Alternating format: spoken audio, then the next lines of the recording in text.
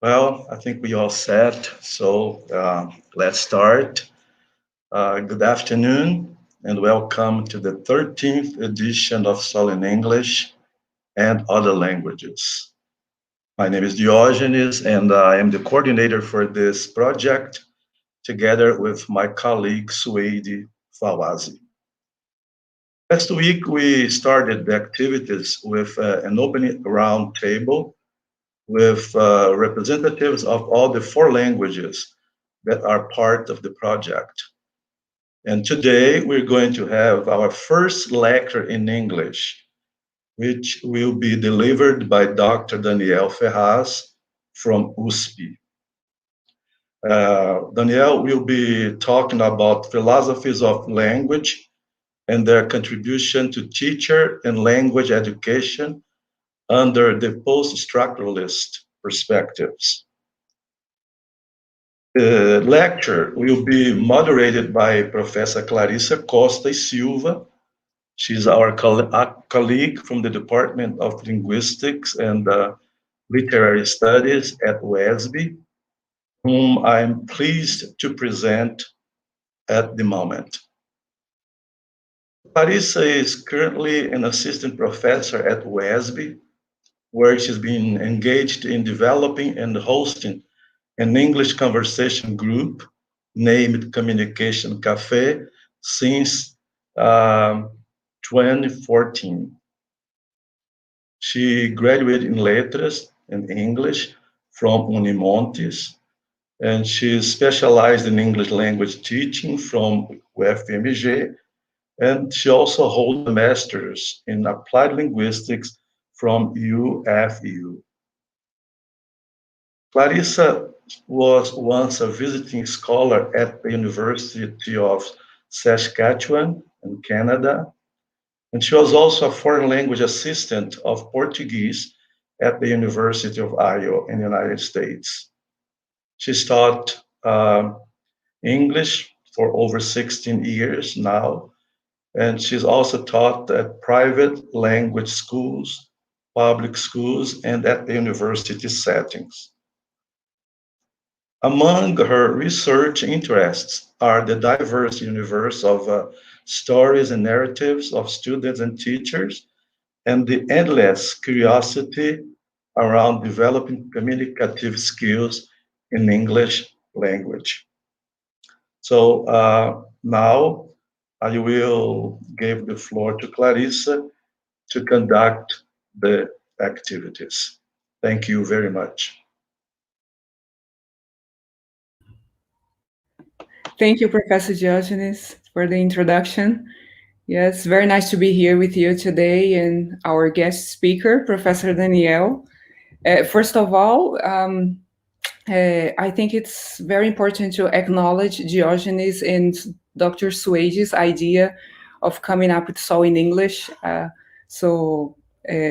I think it's important for us to recognize how nice it is that you guys open this space for people to come together and bring their contributions, research, their findings, their work, their experience to the table and share with teachers or future teachers, right? So thank you very much for the opportunity of being part of this today. Yep. And also I would like to greet Professor Daniel Ferraz, which is our guest speaker this afternoon. First of all, very, very nice to meet you, Professor Daniel. And thank you very much for being with us today. Hello. It's very nice to have you. In the name of all of us here at UESB, we would like to say we appreciate your time and you coming here to share a little bit of your work with us. So thank you very much for this. Also, I would like to greet everyone at home listening to us, watching us right now, or watching us our recorded edition. Welcome everybody, okay? And a special greeting to my English 3 students. I told them to join us this afternoon, so I hope you guys are there on the other side of the screen. Okay, very nice. And I have to introduce Professor Daniel Ferraz. I will share with you a little bit of what is available on his slides, okay? in terms of his academic achievements. This is just a little description. May he want to add anything else, he will as he speaks, okay? So Professor Daniel Ferraz holds a postdoc degree which focused on English language education from USP, also a PhD in linguistics, which was partially carried out at the University of Manitoba, Canada, supported by a CAPS scholarship program. This research focused on English language education and new technologies. His master's was in the field of visual literacy and English language education. And his undergrad was in Letras at USP, and he's currently a professor at USP and undergoing a postdoc at this moment as we speak in Belgium. He does research in the areas of new literacies, new technologies, and critical and visual literacies. He has experience in the area of more than 10 languages studies, with emphasis on teacher education, English language education, new literacies, visual and critical literacy, and language and culture. Of course, as I told you, this is just a brief description of some of Daniel's achievements and interests in research. He may want to add anything as he speaks to us this afternoon. So again, thank you very much for joining us, okay?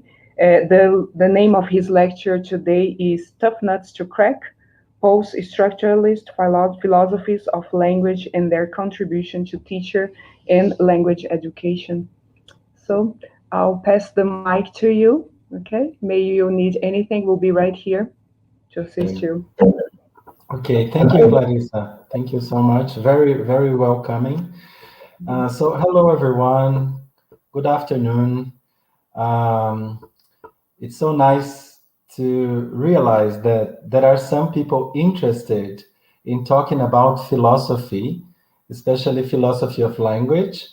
When I was talking to Diogenes, I was thinking about this theme that is this research themes that I've been researching for some time now, but it's not of interest of so many people. So what I will try to do today, I will try to be as didactic as possible, trying to explain the way I see the importance of the philosophies of language in our career, in our profession, and in our research. Okay, so thank you for joining me. I hope it will be a pleasurable afternoon.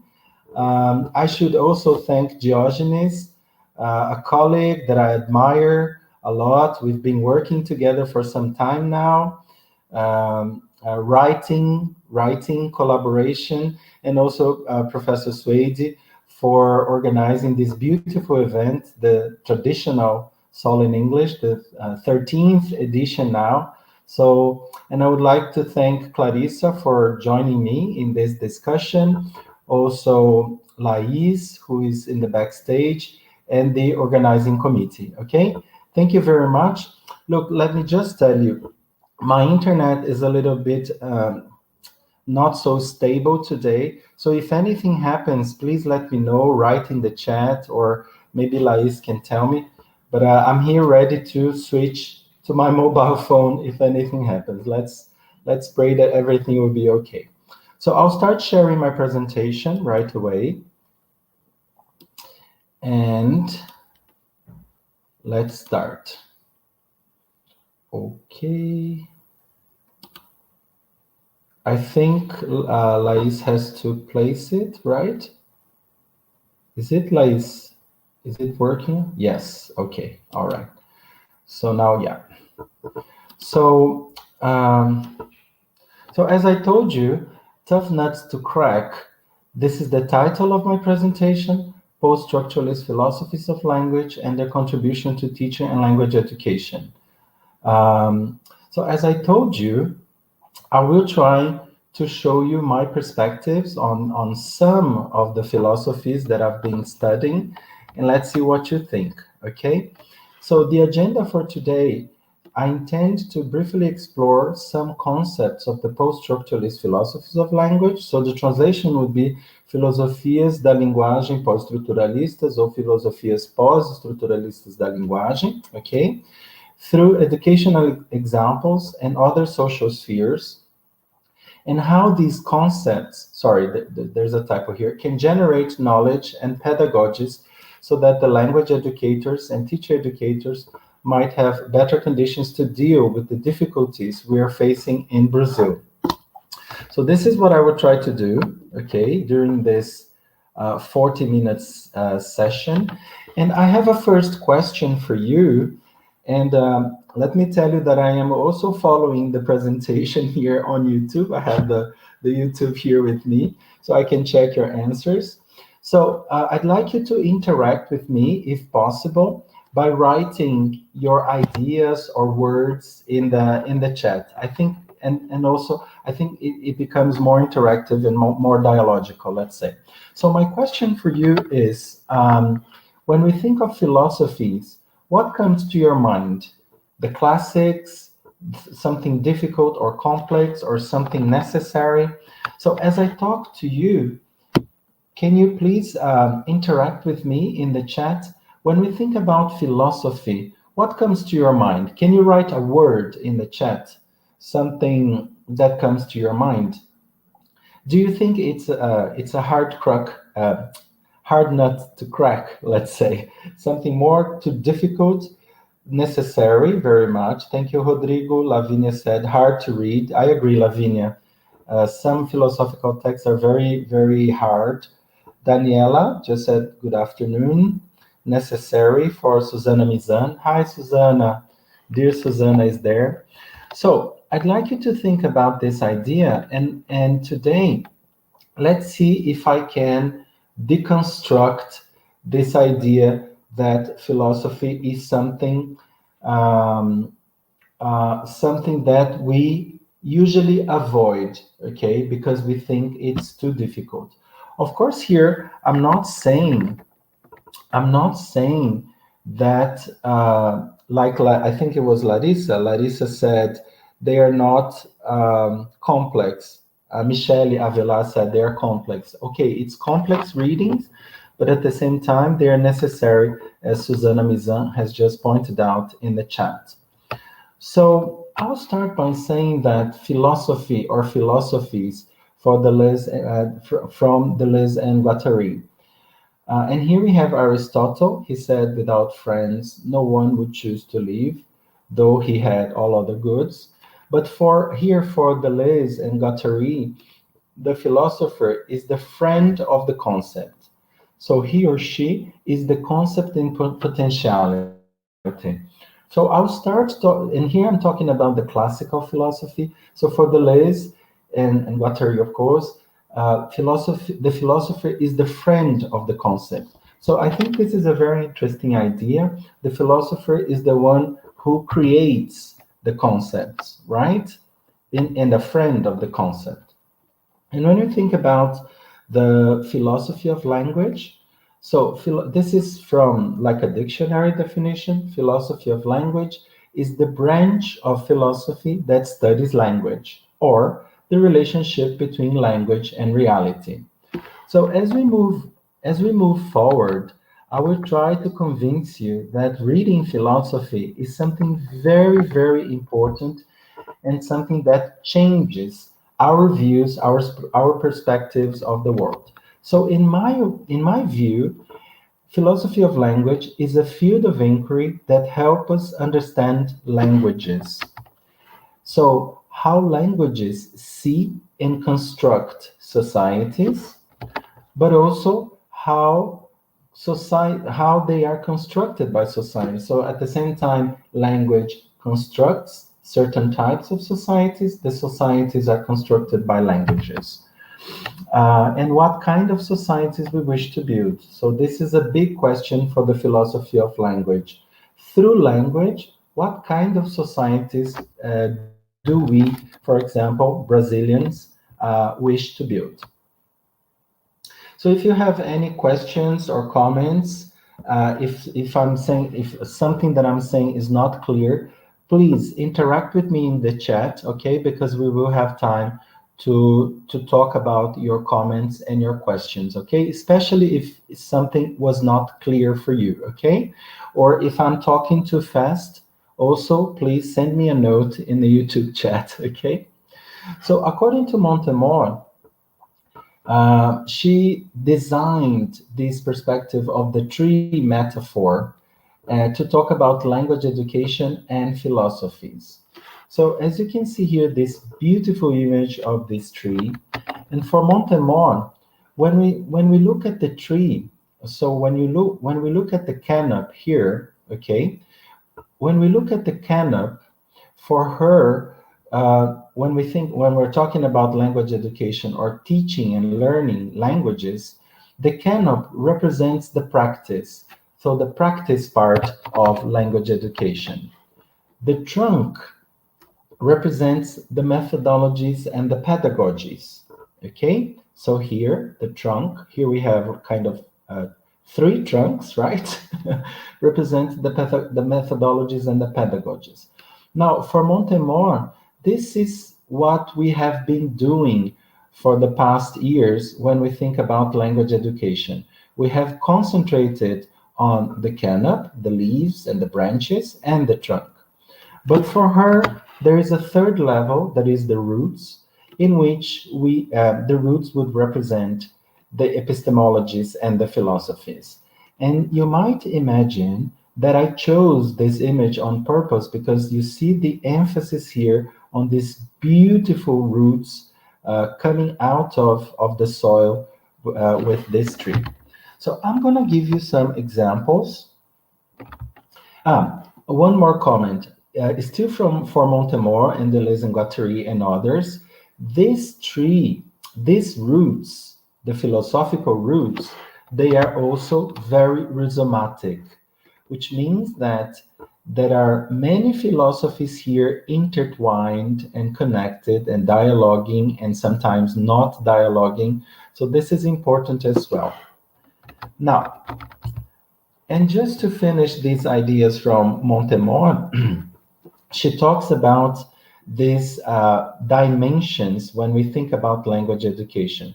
So for her, we need the linguistic dimension, we need the educational dimension, and we need the philosophical dimension.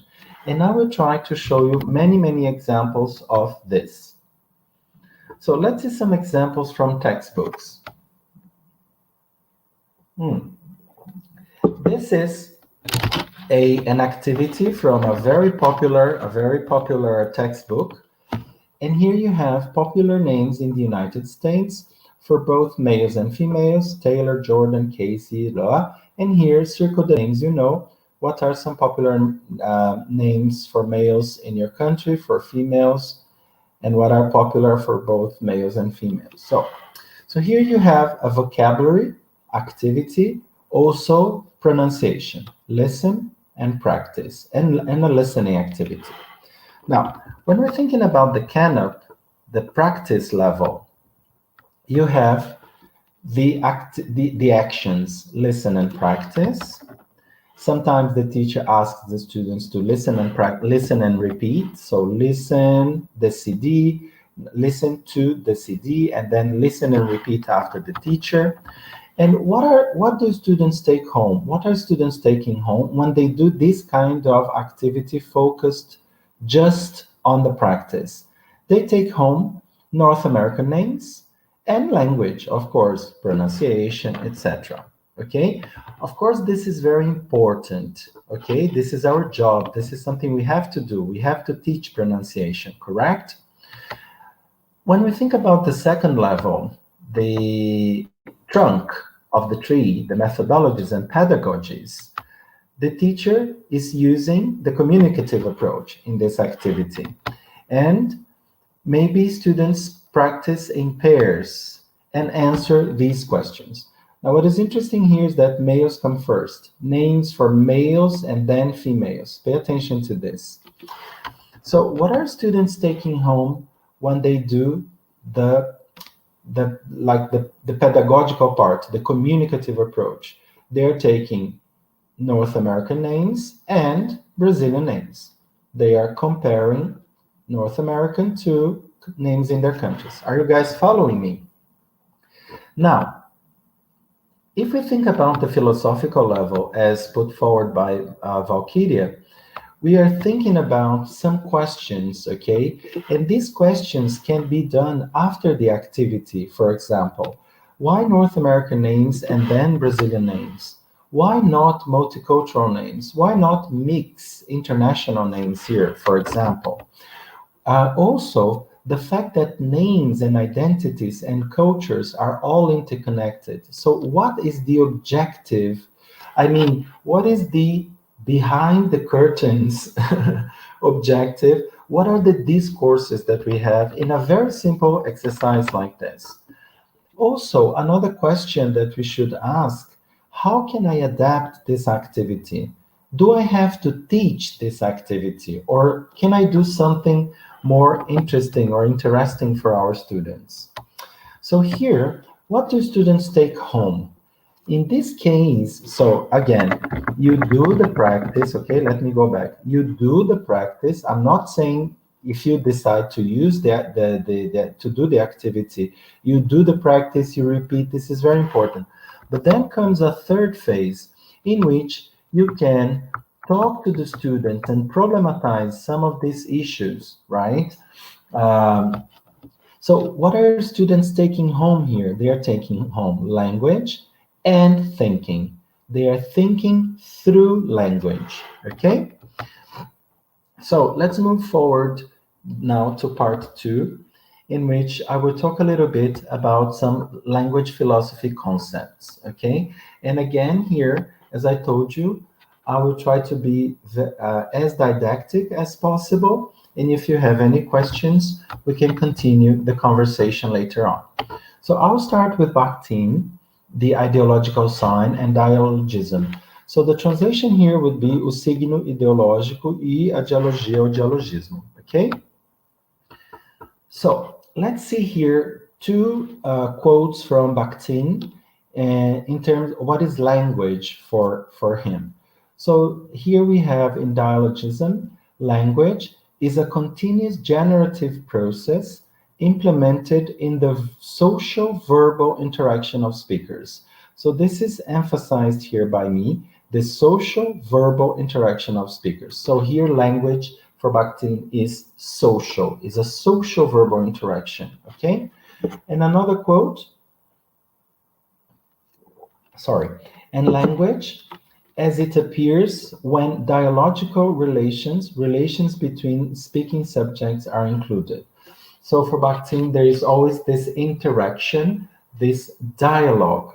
I know this seems to be obvious for us teachers, but if you think about for example, the political situation of Brazil nowadays, you see a lot of problems with dialogues between the 2 sides or amongst people.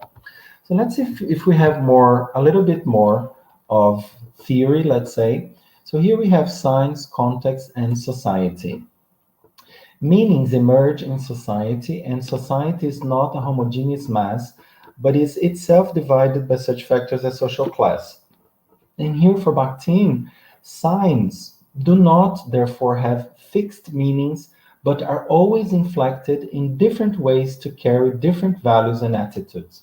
So when he designed this theory of the ideological signs, he means that a sign, a word, an image, a text, an utterance, okay? Language parts, language pieces, or language bits of language, all of this, they are never fixed forever. You know what I mean? So they are not fixed in time, and they will mean that something for the rest of the life of that word, text, and image. What Bakhtin is saying is that this word, this text, this image, or this utterance, if we change the context, like tomorrow, or next month, or next year, they will change their meanings. I give you an example that comes to my mind now. The COVID, the virus. The COVID has a meaning now to many of us, and these meanings are not fixed, correct? because each one of us, we are experiencing the COVID pandemic differently.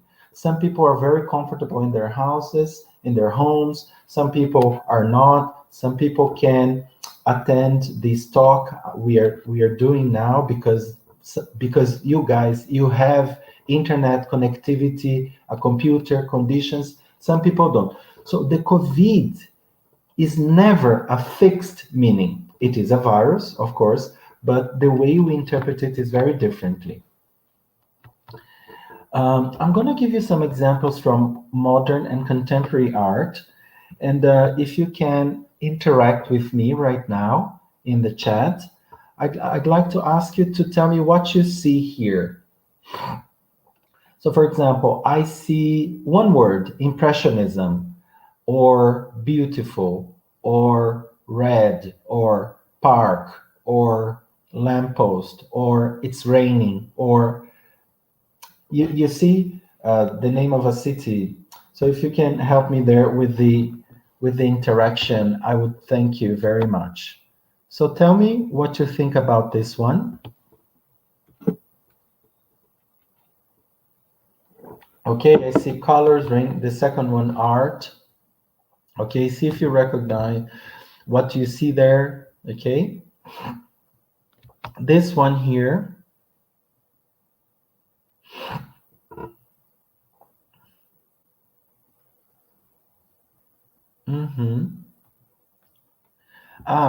I'm looking at the chat, but it's late. It's coming late. Tá atrasado para mim. Legal. Different bodies. Okay. So in this one, what do you see in this one? Tell me if you recognize this one. This one is a documentary, Wasteland, O Lixo Extraordinário. So going back to our talk, when we look at these images, for example, so according to Bakhtin, they are never fixed meanings. You can say, for example, that this is trash, you know, a lot of trash together. Or you could say, like somebody did here in the chat, Paloma Salis, she said, this is art, okay? Or you instantly recognize, like Patrick Peixoto, this film.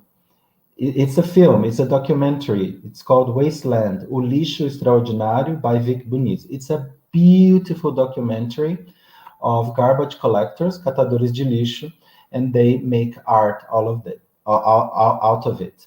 Or you could say, well, this is just a woman and a man, or poverty, etc., etc., etc. So, according to Bakhtin, the sign is always in movement because it depends on the context, okay?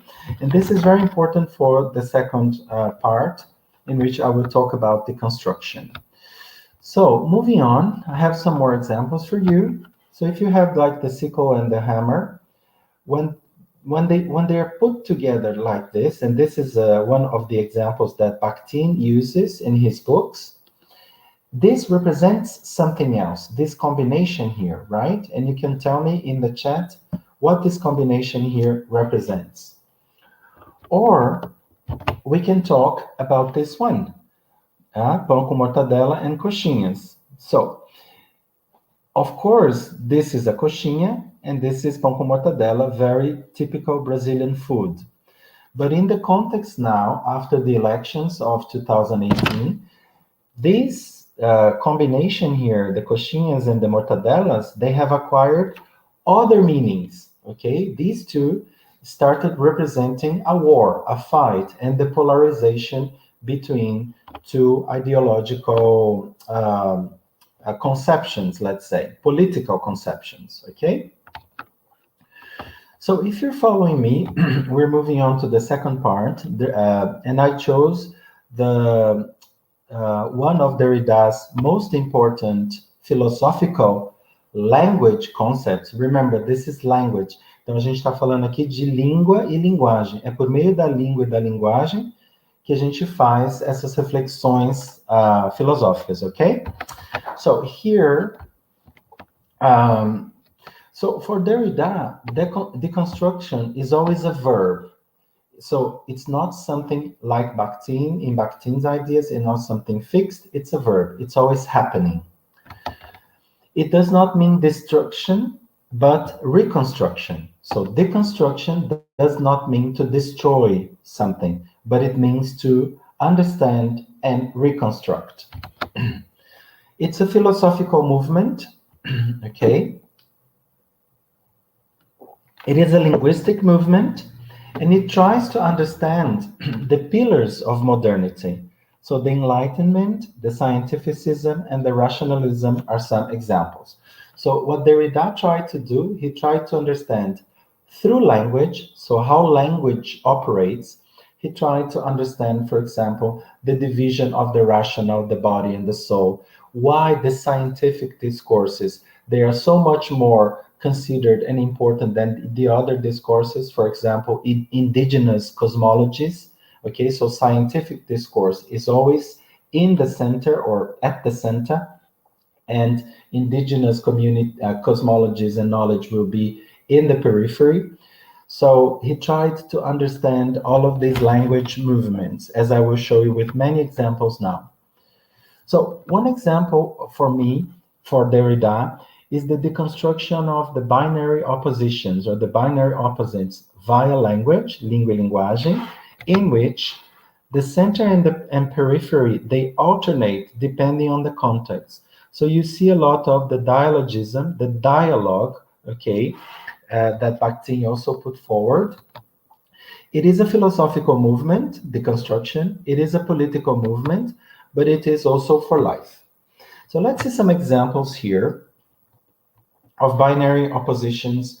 The most famous one, let's say, women and men. So here, this image, I got that on purpose as well. You see here with a hair dryer, the woman is holding the hair dryer and the man is holding the screwdriver. So here you see how men are seen by society and considered like somebody practical with tools, and the women more related to beauty. So this is just one example.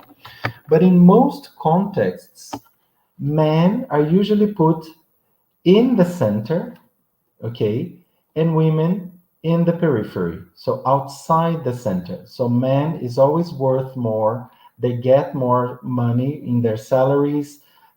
So this is because we have been living, according to Sousa Santos, a patriarchal society, the patriarchy, so the power of man. And on top of this, it's usually the white man, the rich man, the powerful man, so all of this. So all of these layers of power, let's say, these power hierarchies in which it has been attributed to men all over history. Of course, here I'm talking about 100, 200, 300, at least 400 years of history, at least, okay? Another, I'll give you some examples on how to deconstruct this. So another binary opposition we can think about is the teacher and the student. So the teacher in pedagogies, in the school, the structures, the schools, the universities, children education, the teacher is always placed in the center, and the student outside the center, the periphery. So this is an image in which you see the teacher in front of the classroom and the students, participating and joining. Okay, so for Derrida, it's not a matter of inversion, okay, but it's a game of differences of play. So for Derrida, what is most important is to try to understand and deconstruct this idea that man is always at the center and women are outside the center, always in the periphery. You have to see contexts in which they invert, but also they are always within games of differences. They are always interchanging positions. And as I will show you, so again, it's not a matter of placing women at the center because you will have the dichotomy again, but it's also thinking about the idea that, okay, in this case, thinking about the idea that a woman can be a president in our country, okay? But also, when we think about genders, for example, if you're not thinking only about the biological level, let's say, if you're thinking about gender, you don't have only male and female. Male, here in the center, and female here. You also have male, female, hetero, transgender, gay, lesbian, bisexual, etc., asexual. So this binary opposition doesn't work for gender,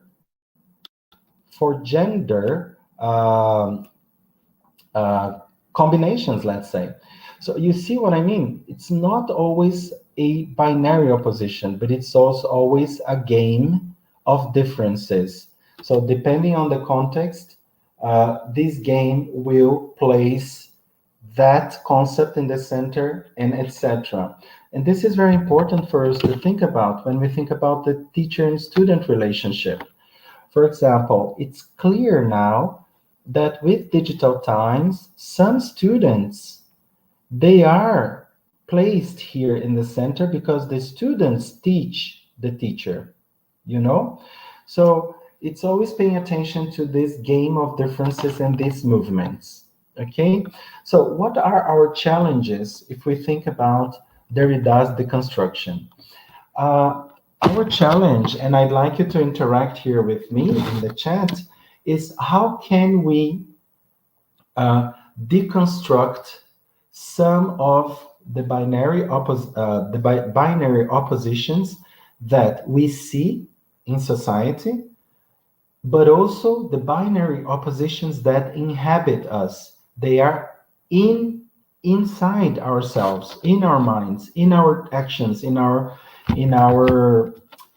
perspectives, and the problem is that they have been naturalized.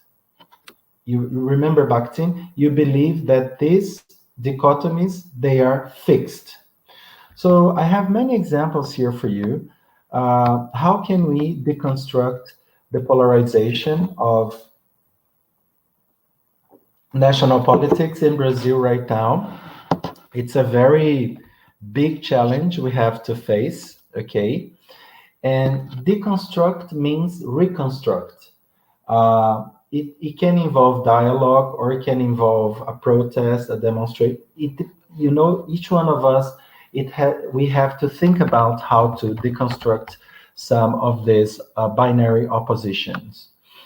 Another one, this was when Doria was the mayor of São Paulo. He had this painted gray project. He painted all the graffiti art in São Paulo into the gray color. And on the opposite side, you have Haddad with a transgender citizenship program. So very opposite directions and attitudes. How can we deconstruct all this? So this is my question for you. Here we have mass media, and here we have alternative media. So how can we deconstruct this? How can we deconstruct this? How can we look at this in very critical ways when this is always in the center, at the center? This is never in the center, at the center. It never gets to us. So how can we work within these binary oppositions? I hope I'm being clear enough. I have more examples. The refugees. So here we have people defending, refugees are human beings, and on the other side, people saying, go home, or here probably Germany, rape refugees, look at this, horrible, not welcome. How can we understand the Brexit in England, in the UK, right? How can we understand all of these movements? Also about religion, okay? Here Jesus being pictured with these characteristics, and Muhammad with these characteristics. So again, another binary opposition in terms of religion. And the last one is about race, okay? And we know, especially in Brazil, that this race has been in the center, placed at the center of the relations, and this race has been placed outside in the periphery. So this would be the superior, this would be the inferior. So how can we understand that? You know, philosophy helps us with that. Also, when we talk about o cidadão do bem, the citizenship of the good, of the of the goodness, right? So here you have all of these people feeling superior, and they are superior in relation to people who belong to another race, another economic class, another social class, economic class different than theirs. So these people, they feel superior, and they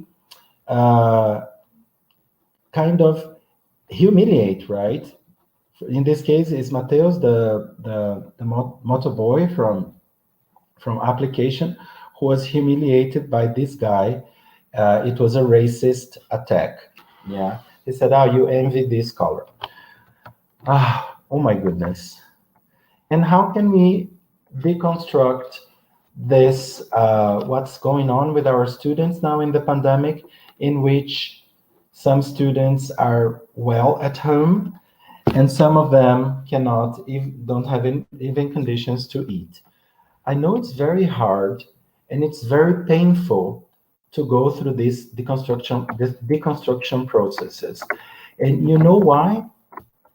It's painful because we recognize ourselves in this side or in this side. It's very, very painful, at least for me, but it's a very, very necessary reflection. Okay? This is an example of what I do with my students in the postgraduate course. So what I do here in the graduate course, deconstrução das oposições binárias. So I ask my students to deconstruct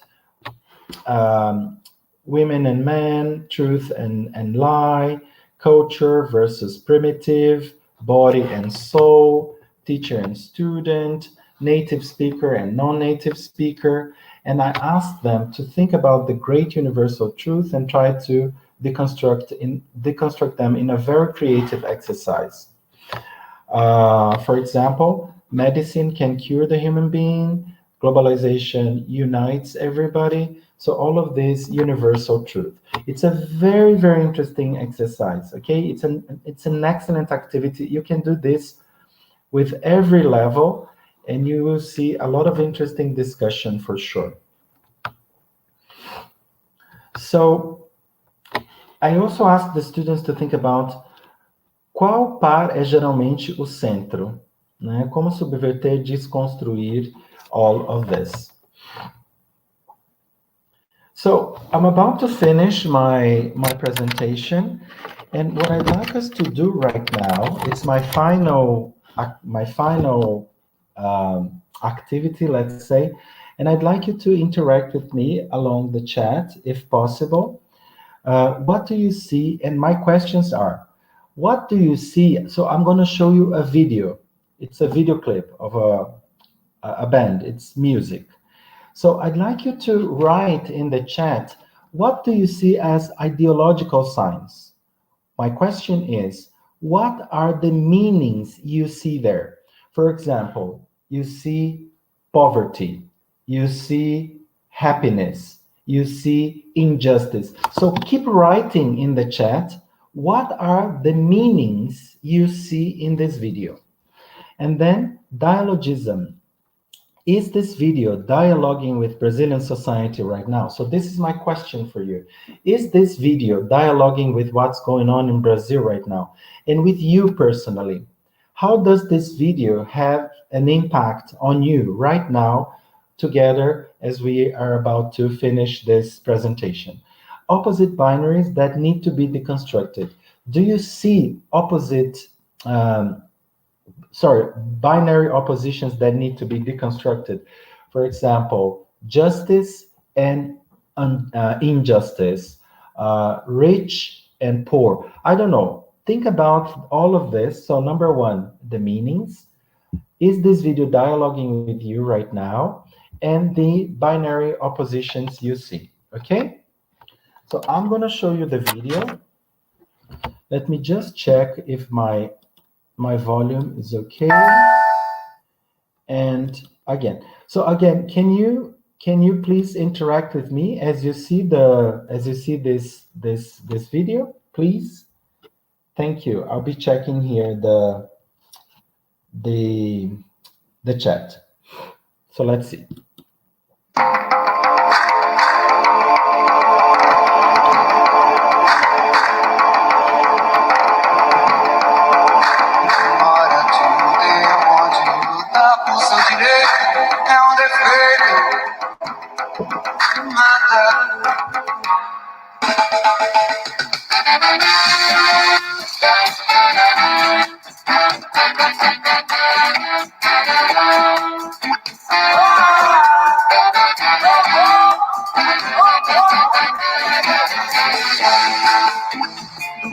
De Nazaré até a preta da maré, temos as marcas desta opressão. O preconceito é aceito, só quem sofre vai saber os flagelados com essa perseguição. Eles podem até tentar a voz do povo calar, pela culatra o seu tiro foi em vão. Como você vai dormir com esse modo de agir? Só segurança vai vir da educação.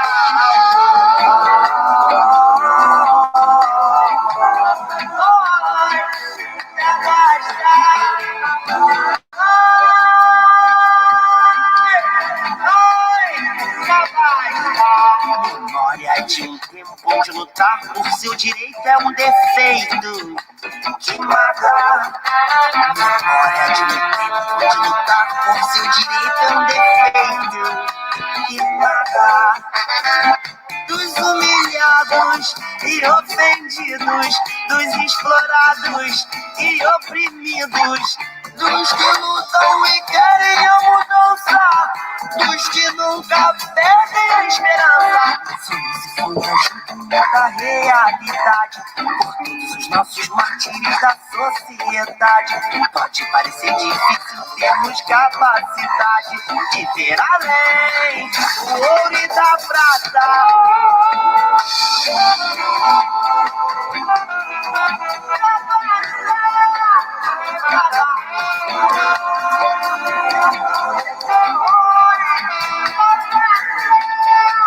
Memória de um tempo onde lutar por seu direito é um defeito que mata. Memória de um tempo onde lutar por seu direito é um defeito que mata. Oh, oh, oh, yeah, yeah. Oh, oh, oh, yeah. Já basta, já basta, já basta.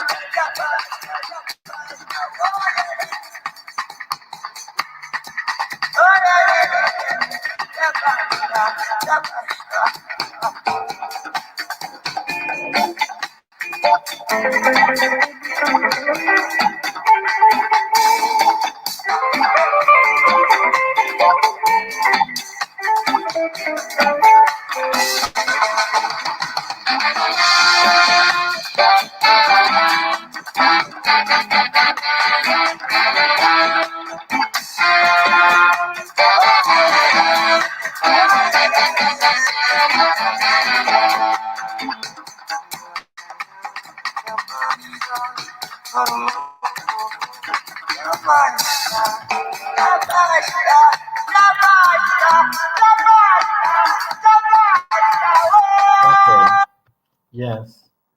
So we had a lot of contributions. Thank you guys in the chat.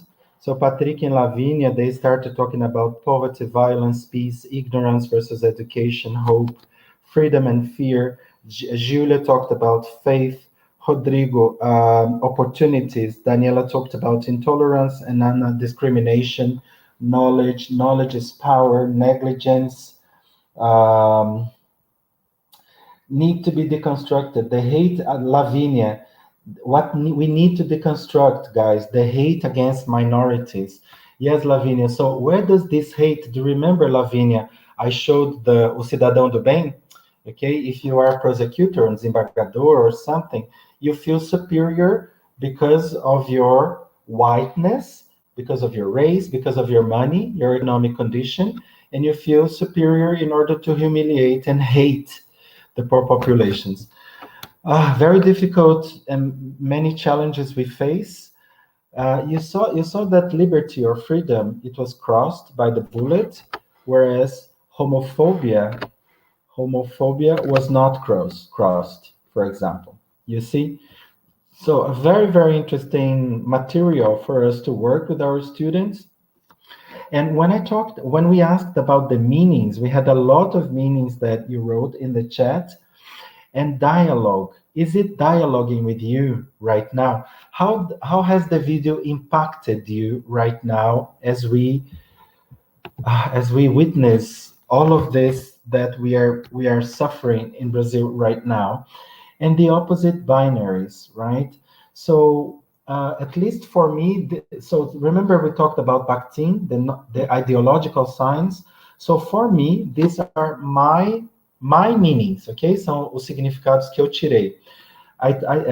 For me, in Brazil right now, what is being, let's say, encouraged, okay, and affirmed is racism, religious intolerance, like somebody in the chat said, this new middle class, o cidadão do bem, economic neoliberalism, authoritarianism, homophobia, and transphobia. And this is being neglected or crossed from the agenda in Brazil. And here I'm talking about the political decisions, but I am also talking about society in general. Respect, liberty, freedom, empathy, like Lavinia said, empathy towards the other. Why do you hate a minority? Equity and equality, tolerance, and history. Did you see that the book of history is very powerful in this video? So I'm about to conclude my talk. Why should we talk about and study philosophies and languages? First of all, because I think that language is political. And here I'm not talking about political party. I'm not interested in knowing, oh, you are the left, you are the right, you are Coxinha, you're Mortadella. But political in terms of how language builds society, okay? How we can never be neutral. Everything is ideological. This is the political dimension of language. And here, because we have to think, because languages, they build societies, as I've tried to show you in this presentation. And we have to study philosophies and languages because education has been under attack, because we have witnessed the dismissal of specialists in many important positions in official education in Brazil. Sorry, there's a typo there. Okay, let me correct this typo. Sorry. And then, because we have seen cuts in research, this is the worst time for research in Brazil in the past 5-10 decades, you know, because the attacks to public university and the public university professor, symbolic violence, but also actions, like the example of the School Without Party movement, or the negligence and attempts to eliminate philosophy and sociology and the humanities from the curricula.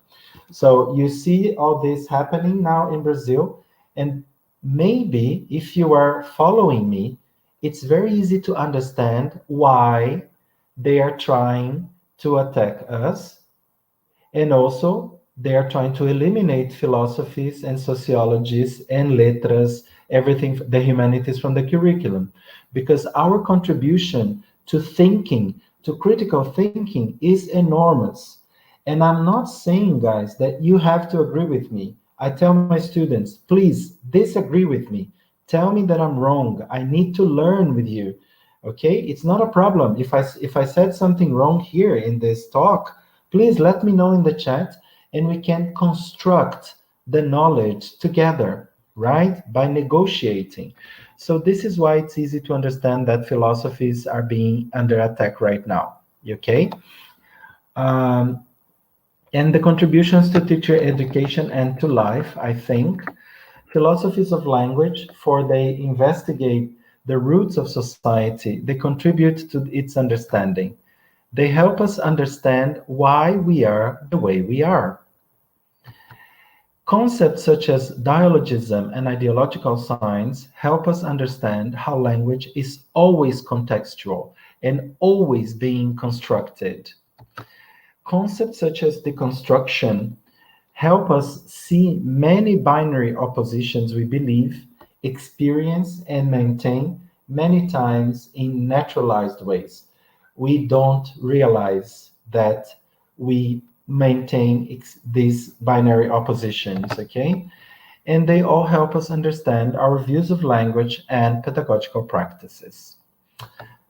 These are two books that I like. This is Classical Philosophy, Textos Básicos de Filosofia, and this is A Little History of Philosophy by Nigel Warburton, both very good, but this is Classical Philosophy. If you want to read a little bit more about all of these critical movements, all of these three, you can send me an email and I can send you these books, Letramentos Políticas Linguísticas, Bate-Papo com Educadores Linguísticos, okay? And there are many papers on the internet right now. These are some of my contacts. This is my email if you want to talk to me or to ask for texts, and if you want to dialogue more with me, okay? And this is it. Thank you very much. Muito obrigado. Desculpa ter passado uns minutinhos. And I'm very open for questions and comments, okay? Thank you so much.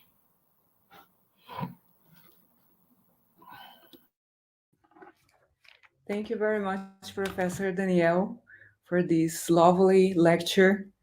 It was a pleasure to listen to you this afternoon. I think for anybody watching us right now, students, teachers, lovers of language lovers, right? Anybody that cares about language and the complexity of language, I think was very excited to hear you speaking this afternoon. Of course, you got a lot of compliments as you spoke to us. You got a lot of adjectives like instructive, interesting, I'm loving it, it's great. And lots of claps as well. So I would like to share in case you were not able to access those as you were speaking. But yeah, I agree with them all. And again, we are here to thank you for taking the time to deliver this lecture. Thinking about, I'm not quite sure if Professor Daniel can still hear me. He might come back. Perhaps his connection froze up. But yeah, established. I wrote it. My connection is really, really bad. I'll do plan B, and I will be ready in the mobile phone too, okay? Because I'm so sorry, Clarissa. It's sweet, technical problems. Great to have a plan B. Well, thank God it's happening right now, because I was really worried that during my presentation, the internet would fail. Digital times. Yeah, I'll be ready here. Eu vou ficar pronto também aqui no celular, tá? Eu peço desculpas. I'm awesome. So sorry. Yep, no problem. Take your time. Yeah, we're just waiting for you to come back. I did notice your picture came out of the screen here, so I thought, well, he might be facing a little connection problem, but he should be back soon. I was just sharing with them, something I wanted to share with you too, some of the great comments that you got as you spoke. Some said it's very interesting, very instructive. I'm loving it. It's great. It was amazing. It was a huge lecture. Thank you so much. Thank you so much, Danielle. Yeah, so you got a lot of great comments, which you can probably access later on. In the name of all of us at UESB, again, we would like to thank you for bringing this lovely lecture, telling very interesting piece of story through all these images and the videos. I think it made it very clear to us about the complexity of language, right? And as I was saying at the beginning, I'm sure any student or any teacher or teacher-to-be watching us right now was excited to hear about the layers that is hidden in what we do as teachers, or what we can do as teachers in the classroom. In that behind a simple activity or a video or a picture, there's so much, so many hidden stories, right? And of course, as you pointed very well, there are many versions to the story. And the important thing is to keep the dialogue open, right? So people can join voices and construct meaning. Perhaps that's one of the most interesting things that I heard today, like how you can make meaning as you talk, right, with people and with students, and that's how things can be better and beneficial to everybody. Even if we have contrasting ideas, contrasting opinions, as you pointed out very well at the beginning of the lecture, even the philosophers, they disagree, and they are not all in the same boat. So some of them perhaps might point out to something different, or they might say, no, this is not how I see it. Let's go this way, right? So it was very instructive the way you presented these tough nuts to crack, because it is tough nuts to crack in terms of how we understand things and how we put information together, right? Especially that tree. I think that tree metaphor you brought was also very cool to help us understand the intricacies and the complexities hidden everywhere, and then how each little part has its role, right? So it's not just looking at the branch or the trunk or the roots, right? But the whole picture will help us draw an understanding of what we could do as students or as teachers. So I cannot thank you enough, I think, and I'm saying this in the name of everybody watching, I'm sure, and Professor Diogenes and Suede as well. And of course, we are open for questions or comments. Any more comments or questions you guys may have, please post them on the chat so we can share that with Professor Daniel. It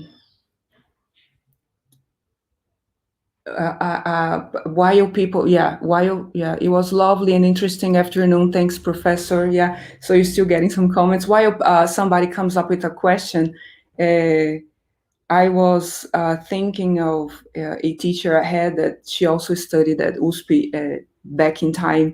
She's probably retired by now, but she used to tell us, don't look at one word one way. Keep your mind open.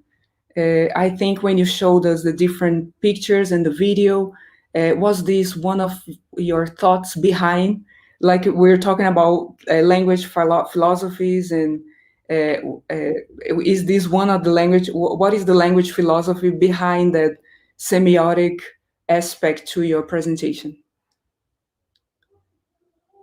Thank you so much. I'm super happy. I thought that I almost sent a WhatsApp to Diogenes and said, Diogenes, we were crazy. Why did we choose this topic? I mean, nobody's going nobody's going to show up. Philosophy, people run away. But thank you very much, Clarissa. What I try to do is I try to imagine that I was teaching my students. This is what I always do in my presentations. So even if I'm talking about philosophy, and let me tell you, Clarissa, this gave me a lot of work because I had to think and remanage, choose the images, copy and paste, and I was crazy hours preparing for 40 minutes. But at the same time, it's worth it because I tried to show as if I was talking to my students, but also to show, to encourage people to read more about philosophy, because it's the basis, it's the grounding of our societies, right? And this is why people like governments and they are trying to eliminate it, because they want people that are not critical, okay? And let me say thank you, I'm sorry, Clarissa, to Susana Mizan, Cristina Luf, Flávia Vital. There are so many colleagues here. It's such a pleasure. Thank you so much. Yep. Yeah, you got a lot of friends here too. Yep. Yes. Yeah, that's nice how you share that in the behind the scenes to prepare the presentation, because that's what it entails, I guess, right? It's complex. It's a complex. It's like putting a puzzle together.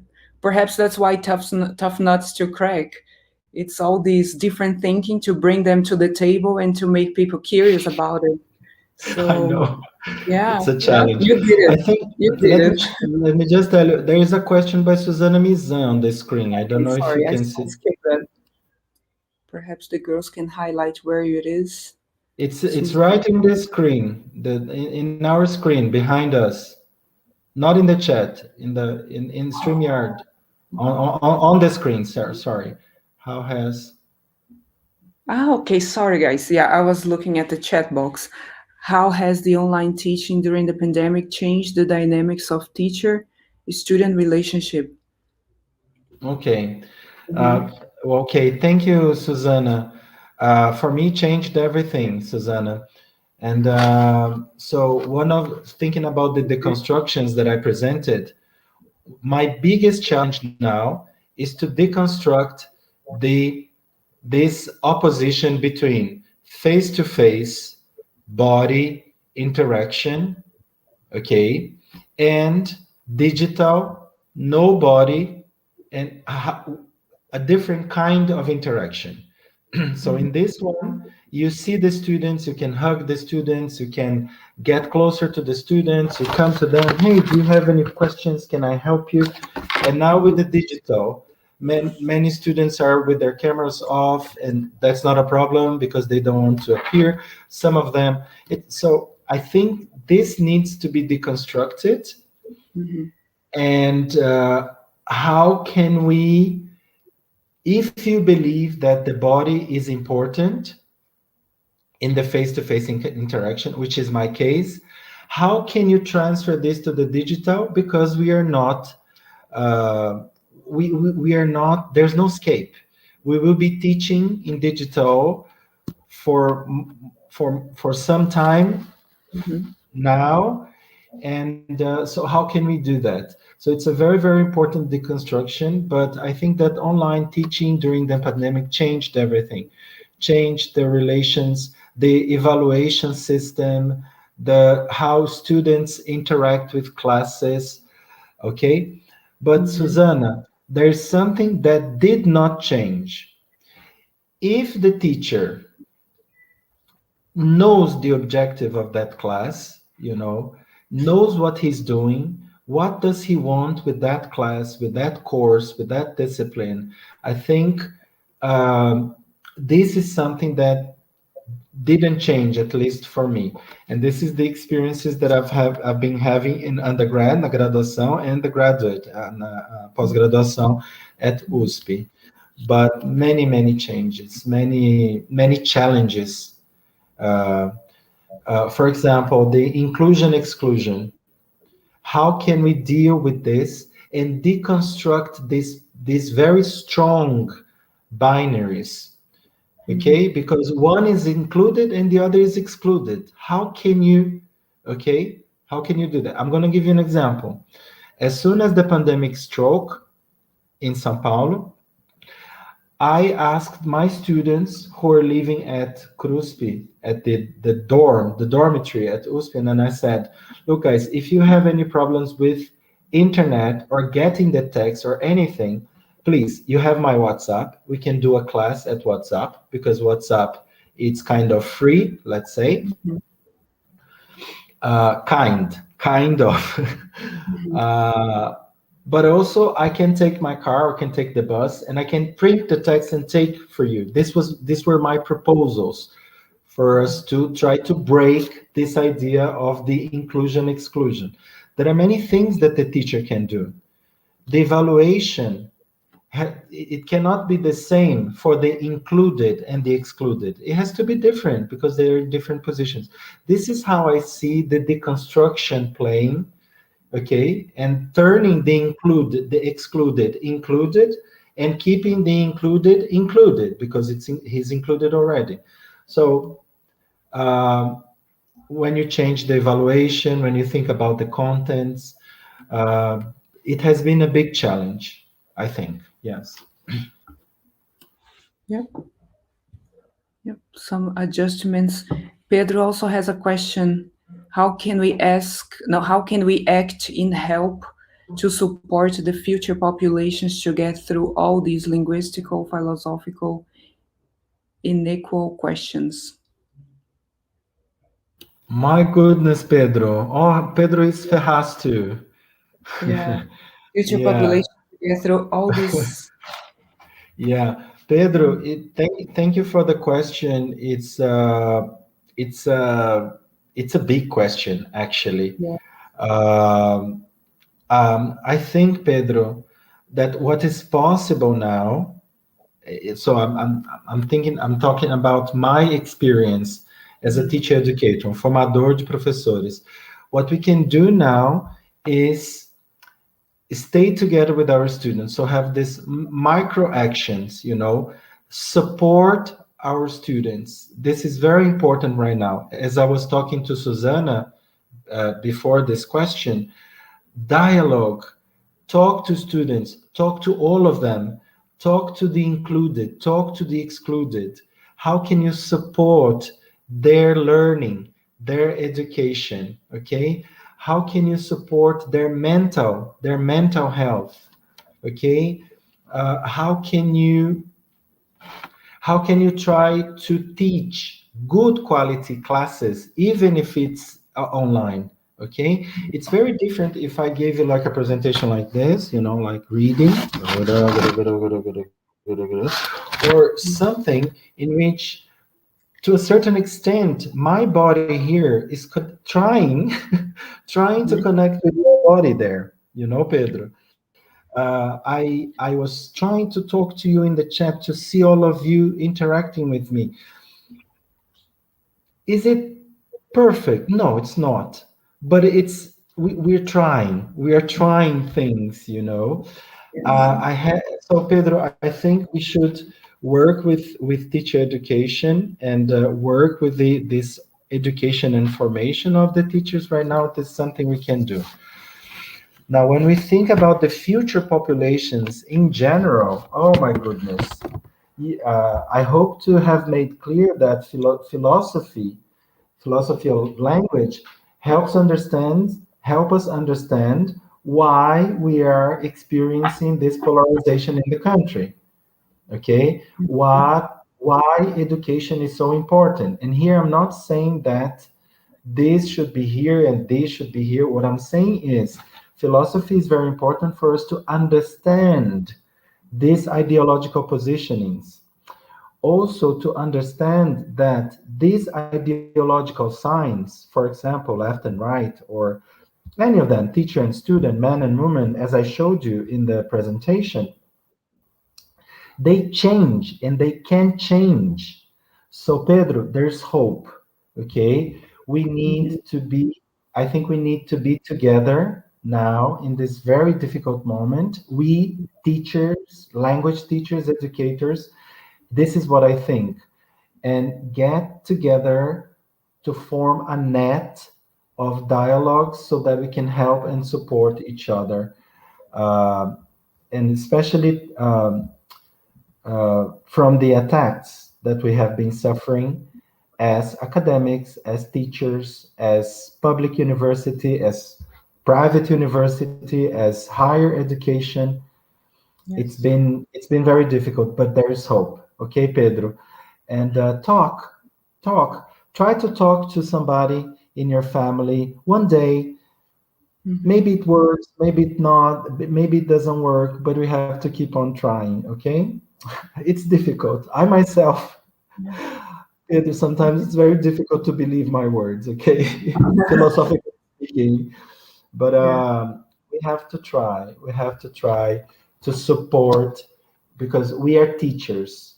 So we have to support our students. And this is the most precious thing at this moment for me. And of course, our families, take care of our families, take care of people we like, also take care of people we don't like, try to, it's a big challenge. Sorry, Pedro, I don't have beautiful answers for you, but that's what comes to my mind right now. Okay. Yeah. Thank you very much, Daniel, for pinpointing some of these aspects that I think all teachers are facing during this pandemic. We are living through challenging times, but it's like you said, there's hope, right? When we look towards what we can do, we can try to do through conversations, like you said, with the students, try to do the best we can, right, to accommodate everybody. Yeah, that's part of the game plan. Yep. Maria de Fátima also has a question. Can you talk more about the philosophy of the tree comparing the education in the pandemic? Thanks. My goodness, guys, you have so interesting questions. I will watch this video, this presentation again, so that I can write down the questions later on. Yes, Maria de Fátima, thank you very much. First of all, the philosophical tree, the metaphors by Valkyria Montemor. So she's a colleague from the University of São Paulo, and I think she's a professor at UESB, right? The graduate program, together with Diogenes, right? So, so first of all, I think that when we think about the tree, if you remember, the canop, the practice, the trunk, the pedagogy, and the methodology, and there comes the roots, the philosophy. When we transfer to the pandemic settings, I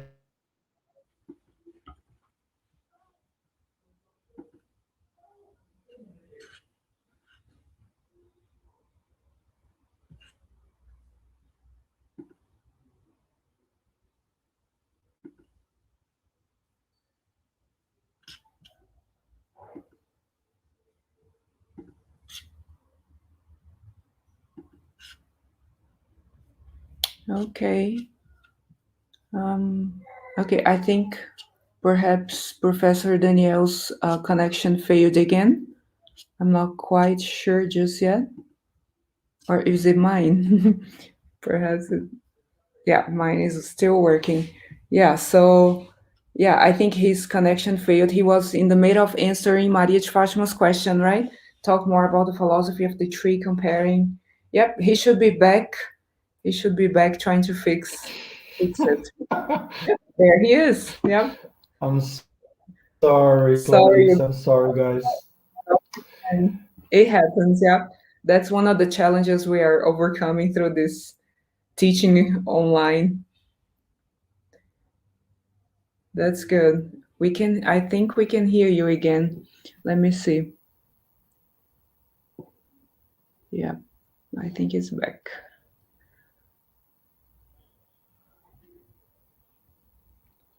Try again.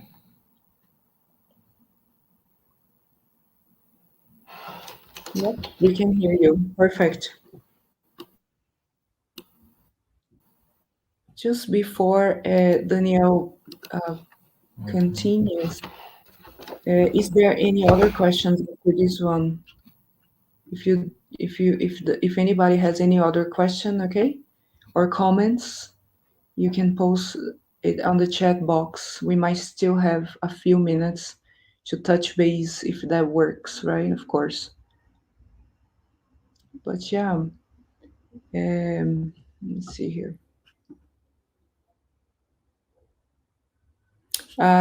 Okay, so the people running this lecture, they're asking me to, if you guys can, of course, it would be nice to get your likes at this video.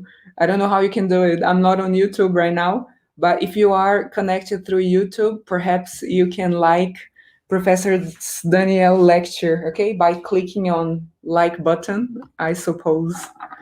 Yeah, so if you have the chance, please don't forget to like his lecture. He will appreciate it very much whenever he has internet and can check it out at home, of course.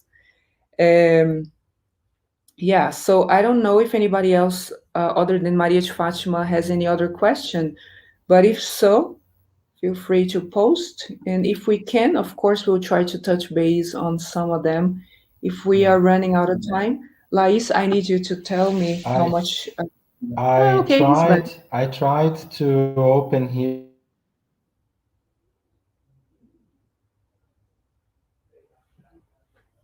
desperate.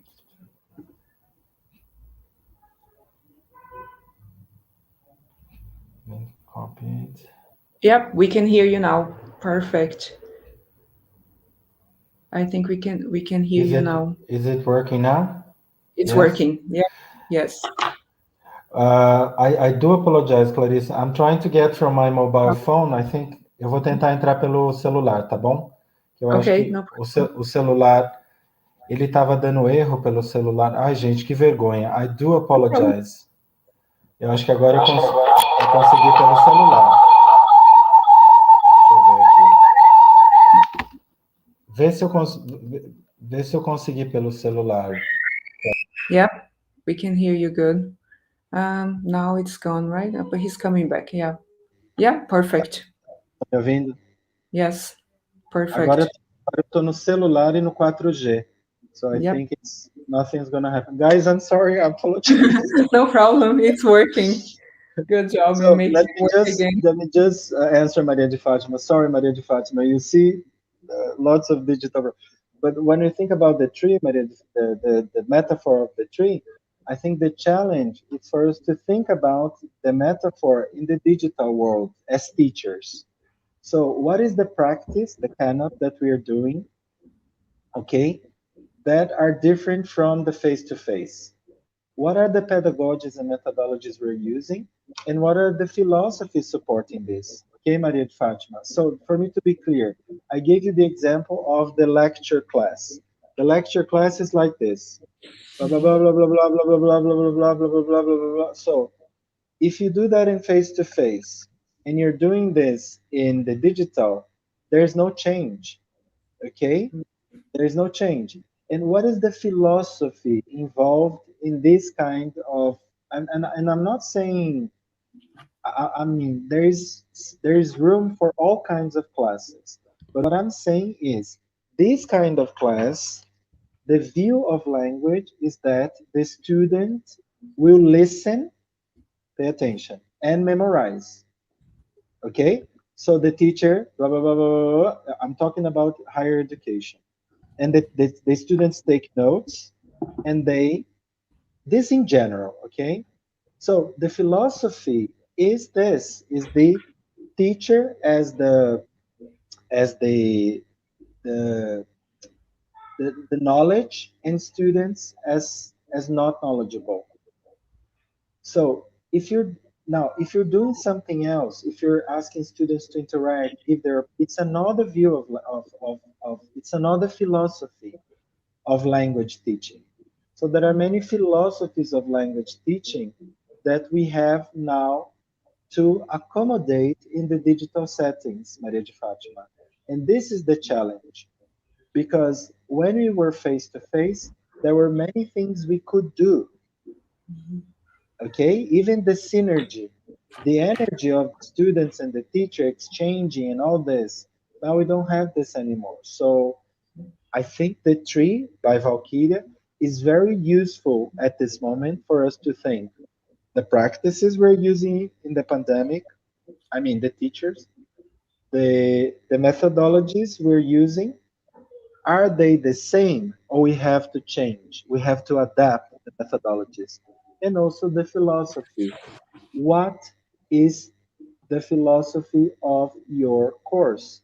What kind of society? Pay attention to this question. By the way, this is not my question, this is Valkyria's question. What kind of society are you building when you are teaching languages to your students? So what kind of society you are building together with your students? This is a very important question. Yeah. Thank you very much, Danielle, for answering their questions and again bringing to the table so many things for us to think about, right? In wrapping up with this question at the end, I really like it because I guess that's the idea. We have to continue talking, we have to continue thinking to figure things out, right? So thank you for the lecture and for this final question. Thank you. Thank you, Clarissa, for joining me in the debate. It was just a pleasure. Thank you so much. Yep, very nice meeting you too.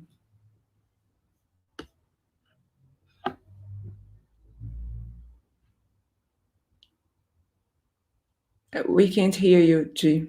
I think you have to turn your mic on. Yes, your microphone. Yeah, that's true. I always do that. Sorry. So I said that I also like to thank Danielle for accepting our invitation to come here and talk to us about this very provoking theme. It's a kind of a difficult subject, and I'm glad that we chose this topic, Danielle. I was wondering, what you're going to do to combine language teaching with philosophy, and you did a very good job. I don't know about other people, but I'm very scared when you talk about Derrida. I find it so difficult to understand that I get scared. But I had a chance to learn a little bit more, and I'm very, very thankful to you, for bringing these reflections um, and adjust, philosophy to the process of language teaching and learning. It was very interesting, as Clarissa had pointed. There were a lot of nice comments, and people were very happy with what you brought here for us this evening. Actually, it's more evening for you than it is for us, right? It's almost time to go to bed there. It's about maybe 10 o'clock or so. So thank you very much for that too. Because I didn't realize that you were in Belgium. I didn't know that. I'd like to remind participants that you have to sign up for the lecture, because if you don't sign up, of course, you won't receive your certificate. And also that you need to attend at least 2 activities in order to get the certificate. And it's also going to take a little while before you can get your certificate, because we can only provide them after all the activities are over, all right? Because it is provided by the university. It's not by the coordinator. So it's going to take a little while. All right.